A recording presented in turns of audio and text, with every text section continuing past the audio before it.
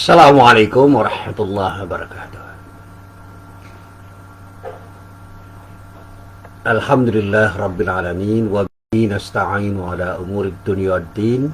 Asyhadu an la ilaha illallah wahdahu la syarika lah wa asyhadu anna Muhammadan abduhu wa rasuluh. Allahumma salli wa sallim ala nabiyyina Muhammad wa ala alihi wa sahbihi wa man wala. Amma ba'd.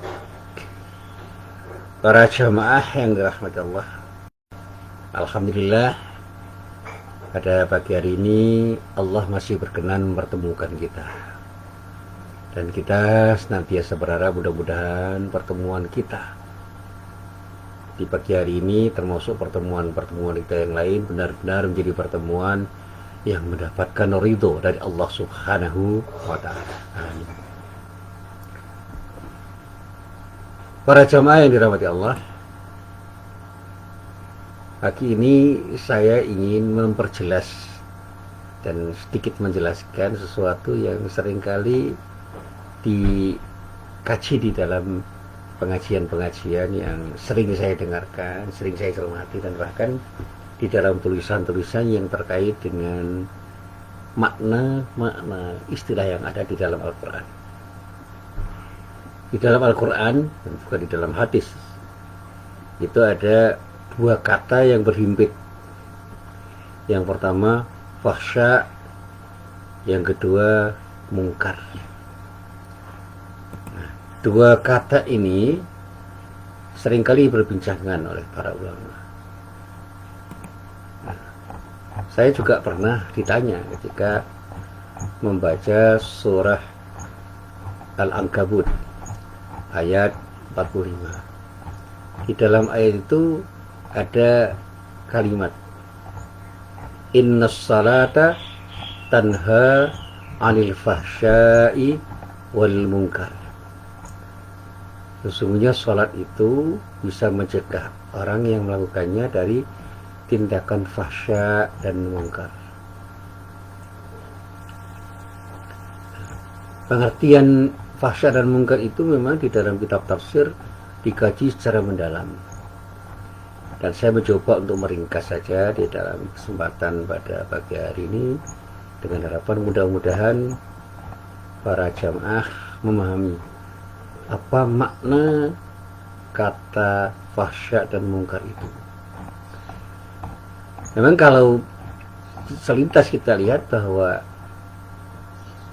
kata fahsya dan munkar itu adalah dua kata yang seiring dan bisa dimaknai sama, karena seringkali disebutkan secara berdampingan di dalam sebuah ayat, tetapi kadang pula disebut secara terpisah di dalam ayat-ayat yang lain. Dan memang kedua kata itu menunjukkan arti keburukan atau perbuatan yang tidak baik, tetapi pengertian dari dua kata itu sebenarnya bisa saja dibedakan,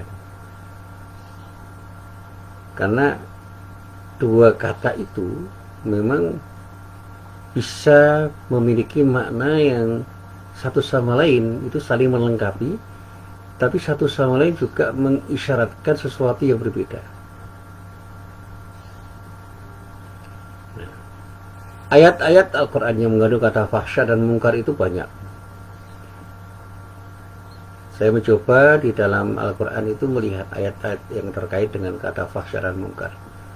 Minimal terdapat 24 ayat Al-Quran yang menggunakan kata fahsya, sedangkan kata munkar itu disebut lebih banyak, disebut 36 kali di dalam Al-Quran. Dari hasil pencermatan saya, ini penelitian saya yang sederhana, dapat saya katakan bahwa makna fahsya dan munkar di dalam Al-Quran itu, yang pertama saya lihat kata fahsya itu merupakan kejahatan atau perbuatan buruk yang berhubungan dengan dosa-dosa besar seperti syirik misalnya, dan ini bisa kita lihat misalnya di dalam surat Al-A'raf ayat 28. Dan juga dosa-dosa yang berorientasi kepada perbuatan yang bersifat seksual, baik heteroseksual maupun homoseksual. Dan ini bisa kita lihat di dalam surah Al-Baqarah ayat 169, surat An-Nisa ayat 15, surat An-Nisa ayat 19, surat An-Nisa ayat 22, dan surat An-Nisa ayat 25. Dan yang bermakna homoseksual itu ada di dalam surat Al-A'raf ayat 80 sampai ayat 21.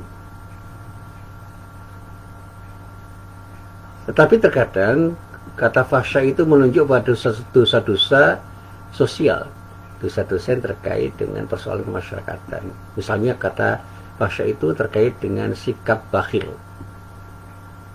Misalnya yang terdapat di dalam surat Al-Baqarah ayat 268. Dan juga kata fahsya itu terkait dengan penyebaran berita bohong yang seringkali disebut dengan hadithul ifki pada surat An-Nur ayat 21. Yang pertama, sekali lagi, fahsya itu adalah sesuatu yang terkait dengan kejahatan atau perbuatan buruk yang berhubungan dosa-dosa besar, tetapi juga bisa berarti dosa-dosa yang punya orientasi pada persoalan seksual, dan juga yang menunjukkan dosa-dosa sosial. Kemudian pengertian yang kedua, kata fahsya itu merupakan kejahatan yang mengakibatkan pelakunya mendapatkan had atau hukuman tertentu. Nah, yang ketiga, fahsya itu bisa berarti perbuatan yang dilakukan secara sembunyi-sembunyi. Dan ini berbeda dengan kata mungkar. Yang pertama, mungkar itu adalah perbuatan buruk atau tindakan kejahatan yang berhubungan dengan kejahatan yang menyalahi prinsip-prinsip syariat, dan juga perbuatan jahat yang bersifat sosial yang sifatnya lebih luas. Misalnya ghulu, ghulu itu sesuatu yang berlebihan. Misalnya yang terdapat di dalam surat Al-Maidah ayat 79, dan juga misalnya membunuh pada surat Al-Kahfi ayat 74, membegal misalnya pada surat Al-Ankabut ayat 29. Yang pertama. Yang kedua, kata mungkar itu bisa berarti kejahatan yang dilakukan secara sembunyi-sembunyi juga. Yang ketiga, pelaku mungkar itu biasanya mendapatkan sanksi yang beragam, atau sanksinya itu masih diperselisihkan oleh para ulama. Tetapi sekalipun berbeda, kedua kata itu, baik fahsya maupun mungkar itu memiliki hubungan atau irisan persamaan. Ada titik temu, ada korelasi. Yang pertama, fahsya dan mungkar itu merupakan kejahatan yang timbul dari godaan setan. Semua itu adalah bagian dari godaan setan yang disebut kejahatan yang timbul sebagai akibat dari godaan setan. Yang kedua, fahsya dan mungkar itu merupakan dua bagian yang tidak terpisahkan satu sama lain. Yang terakhir, fahsya itu merupakan bagian dari perbuatan mungkar yang maknanya mencakup kejahatan secara umum. Nah, para jamaah yang dirahmati Allah, berkali-kali saya mencoba untuk mencermati, kemudian simpulan penting yang kemudian bisa saya katakan begini. Ketika kita menemukan kata fahsya dan mungkar di dalam Al-Quran, yang pertama kita harus paham bahwa keduanya itu adalah perbuatan yang tidak baik, keduanya itu perbuatan yang buruk, keduanya itu perbuatan jahat yang merupakan akibat dari godaan setan yang terjadi pada semua orang. Kata fahsya dan mungkar di dalam Al-Quran merupakan kedua kata yang memang sering disalahartikan, sering disalahpahami, dan bisa menimbulkan kontroversi bagi para pembaca Quran yang seringkali memahami Al-Quran itu secara tekstual dan menelan mentah-mentah arti ayat Al-Quran dari terjemah-terjemah yang dibaca. Nah, pada umumnya atau mayoritas terjemahan yang menjadi rujukan para pembaca Al-Quran itu mengartikan kata fahsya dan mungkar itu sebagai kedua kata yang memiliki arti yang serupa. Padahal kalau kita merujuk kepada beberapa kitab tafsir, mayoritas ulama tafsir dan ahli bahasa condong membedakan dan memaknai kata itu menjadi dua kata yang bisa dibedakan. Karena fahsya di dalam Al-Quran itu memiliki banyak derivasi. Yang saya katakan tadi terdapat total 24 kali pengulangan di dalam 23 ayat. Makna kata fahsya itu dapat diklasifikasikan menjadi dua. Yang pertama makna dasar, yang kedua makna relasional. Nah, makna dasarnya fahsya itu memiliki arti sesuatu yang keji, sesuatu yang buruk dan amat hina dipandang oleh manusia. Sedangkan makna relasionalnya adalah perbuatan buruk yang berhubungan dengan dosa-dosa besar seperti syirik, zina, dan tindakan-tindakan yang terkait dengan persoalan kezinaan seperti juga homoseksual.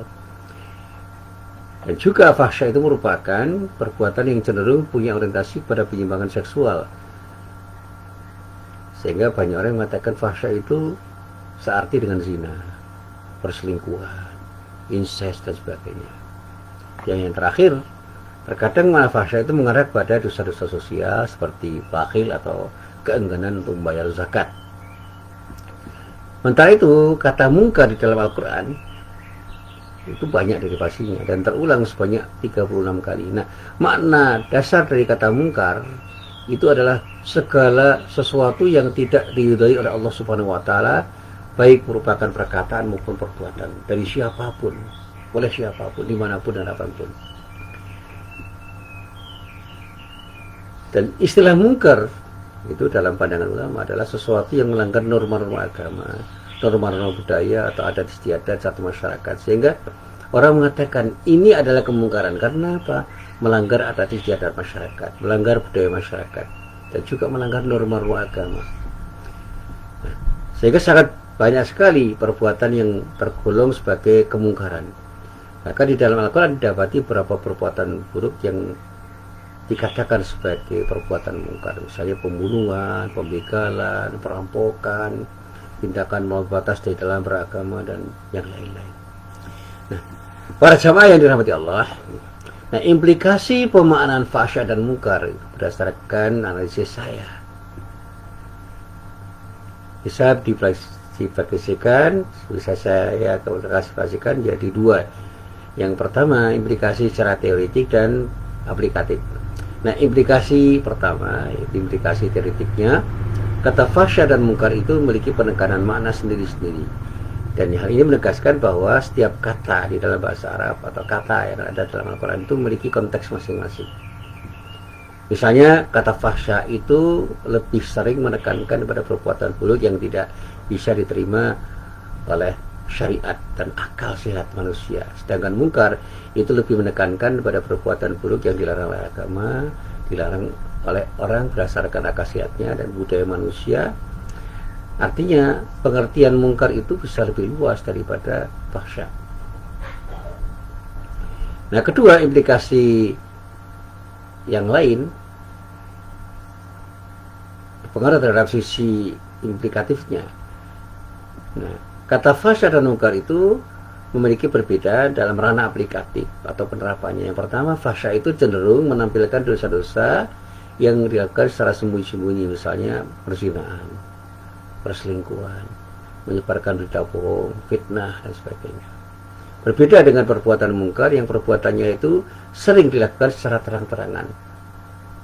Misalnya pembunuhan yang dilakukan oleh seseorang kepada orang lain, itu adalah perbuatan yang dikatakan sebagai perbuatan mungkar.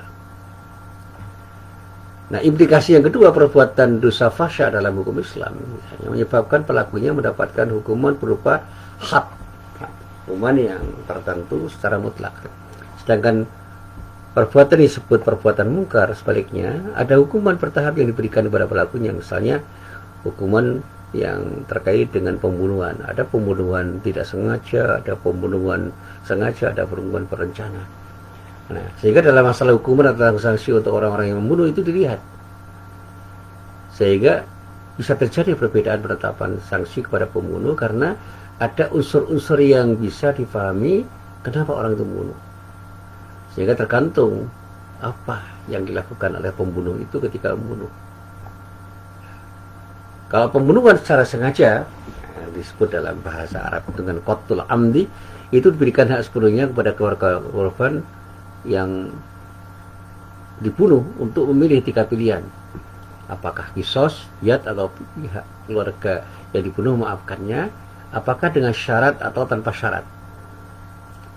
Nah, kedua, pembunuhan yang dilakukan secara semi sengaja, namanya syibhul amdi. Hukuman bagi jenis pembunuhan ini adalah diat dan kafarat, denda.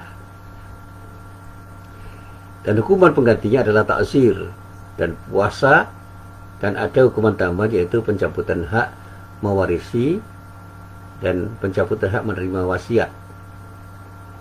Dan yang ketiga, pembunuhan yang tidak sengaja, namanya khata'.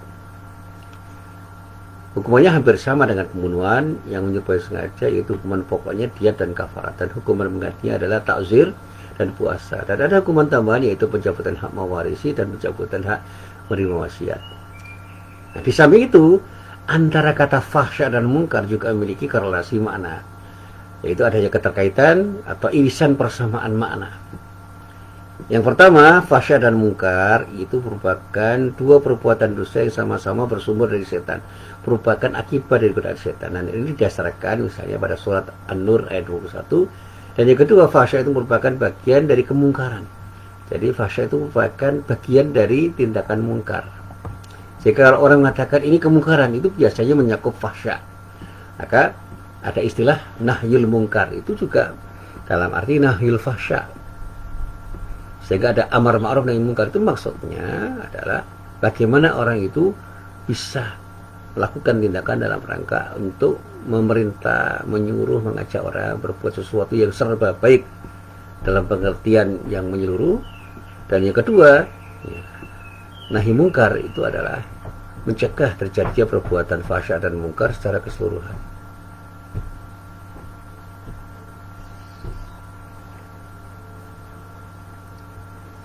Dan yang seperti ini, kajian yang seperti ini banyak di dalam kitab-kitab tafsir. Bahkan kalau kita membaca kitab Ma'anil Quran, luar biasa pemahaman-pemahaman seperti ini. Saya pernah membaca sebuah kitab yang lebih banyak membahas tentang Ma'anil Quran.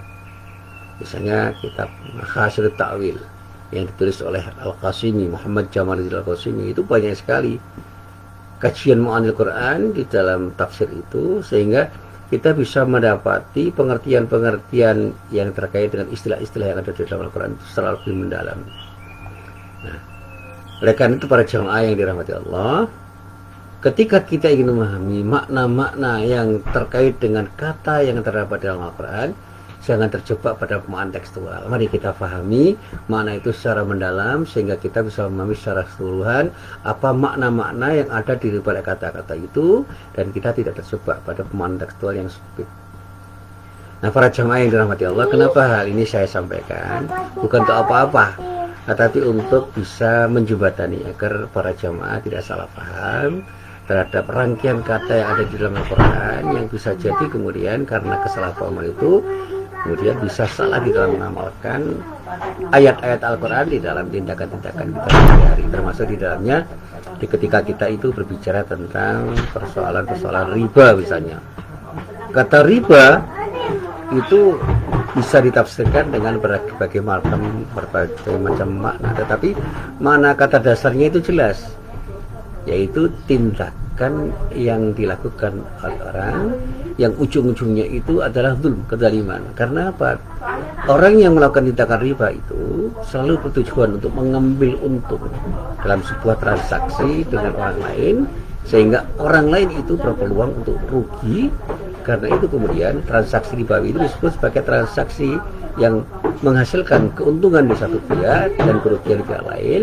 Dan oleh karena itu Rasulullah mengingatkan bahwa ketika kita melakukan transaksi bisnis, kita harus bisa melihat transaksi itu apakah berkeadilan atau tidak, sehingga barang yang dipertukarkan itu adalah barang-barang yang punya nilai sama. Dalam pengertian bahasa Arab secara umum disebut mumatsalah. Kalau ditimbang, timbangannya harus sama. Ketika ditakar, takarannya harus sama. Ketika diukur, ukurannya harus sama. Dan sekarang ketika diprediksikan dengan penilaian-penilaian tertentu, penilaian-penilaiannya harus adil, sehingga tidak boleh ada yang dirugikan dalam transaksi bisnis apapun yang sekarang ini berkembang menjadi transaksi yang bermacam-macam. Dan sekarang bisnis itu tidak hanya terkait dengan transaksi barang, tapi juga jasa. Bahkan barang-barang yang diperdagangkan pun bukan barang-barang yang sifatnya konkret, ada barang-barang maya. Misalnya sekarang ketika kita bicara bisnis listrik, tenaga listrik itu sesuatu yang tidak bisa dilihat. Bisnis pulsa atau bisnis-bisnis yang terkait dengan persoalan teknologi informasi itu kan banyak hal yang sifatnya maya. Dan sekarang ini bisnis-bisnis maya itu juga terkait dengan uang yang dulu itu berupa dirham dan juga berupa dinar, itu berkembang menjadi uang kertas dan pada akhirnya sekarang berkembang uang maya. Nah, kalau kita mengkaji cryptocurrency itu kan bagian dari bisnis uang maya yang wujudnya tidak ada, tetapi ada pengakuan di mana nilai sesuatu itu diukur dari pengakuan sosial yang terjadi pada saat ketika mereka bertransaksi. Sehingga sekarang ada kajian tentang Bitcoin. Nah, orang gampang tuh, apa Bitcoin itu? Dicari di dalam Al-Quran ya nggak ada. Tetapi ketika kita itu melihat ayat-ayat riba, maka ayat-ayat riba itu bisa saja kemudian dikaji berkaitan dengan persoalan bisnis Bitcoin, bisnis uang maya, bisnis cryptocurrency, bisnis-bisnis jasa dan bisnis-bisnis yang lain yang pada saatnya memang ketika orang berbisnis itu harus bisa dilakukan dengan seadil-adilnya sehingga tidak ada pihak yang dirugikan, tidak ada pihak yang dizalimi, dan bahkan semua pihak itu betul-betul diuntungkan dengan proses bisnis yang dilakukan, dan pada akhirnya setiap apapun transaksi bisnis itu akan menghasilkan kenyamanan karena masing-masing rela untuk melakukan tindakan itu karena mereka merasa diuntungkan dengan akad-akad atau transaksi-transaksi yang dilakukan. Nah, para jamaah yang dirahmati Allah, ini yang kemudian oleh para jamaah diusulkan bagaimana satu saat saya kaji ayat-ayat Al-Quran yang betul-betul bisa menghasilkan kajian-kajian yang betul-betul bisa memberikan pemahaman yang tepat terhadap ayat-ayat Al-Quran itu secara komprehensif. Nah, jadi ada sesuatu yang harus saya singkirkan itu, sehingga saya spontan ini. Di depan saya ada sesuatu yang harus saya singkirkan karena menuju laptop saya, ya, sehingga betul-betul saya spontan ingin menyingkirkan sesuatu yang ada di laptop saya. Nah, baiklah para jamaah yang dirahmati Allah, mudah-mudahan ke depan saya bisa memilih dan memilah ayat-ayat Al-Quran yang terkait dengan kajian ma'anil Quran dan juga kajian-kajian yang terkait dengan kepentingan kita sehari-hari, termasuk kajian-kajian terhadap ayat-ayat ekonomi dan bisnis yang pada akhirnya akan bisa memandu para jamaah untuk bisa melakukan tindakan yang tepat ketika berkegiatan ekonomi dan bisnis di dalam kegiatan-kegiatan sehari-hari. Termasuk di dalamnya saya diberi usulan bagaimana kita mengkaji ayat-ayat politik. Ya, kita bisa memilah dan memilih misalnya, tetapi ya tidak harus semuanya saya kaji di dalam kajian ini, tetapi saya ingin mencoba bagaimana kajian-kajian ini melahirkan sesuatu yang bisa kita pahami secara baik dan benar, secara tepat, dan mudah-mudahan bermanfaat untuk diri kita semua ketika kita beramal, dan mudah-mudahan semua amal ibadah kita termasuk juga muamalah kita benar-benar jadi amalan yang diterima oleh Allah Subhanahu wa Ta'ala. Inilah apa yang bisa saya sampaikan di dalam pengajian saya pada pagi hari ini. Saya mohon maaf tadi ada sedikit gangguan di depan laptop saya, sehingga saya spontan harus menyisihkan gangguan itu supaya tidak mengganggu pengajian kita pada pagi hari ini. Assalamualaikum warahmatullahi wabarakatuh.